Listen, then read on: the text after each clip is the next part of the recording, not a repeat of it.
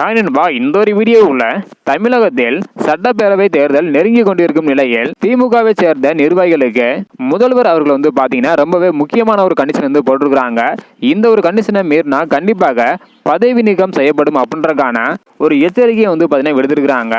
என்ன அப்படின்றத வீடியோக்களை போய் டீட்டெயிலா பார்த்துடலாம். அதுக்கு முன்னாடி 2026ஆம் ஆண்டு நடைபெற உள்ள தேர்தலில் யாரு வெற்றி பெறுவாங்க அப்படின்றக்கான உங்களுடைய கருத்தை மறக்காம கமெண்ட் பண்ணுங்க.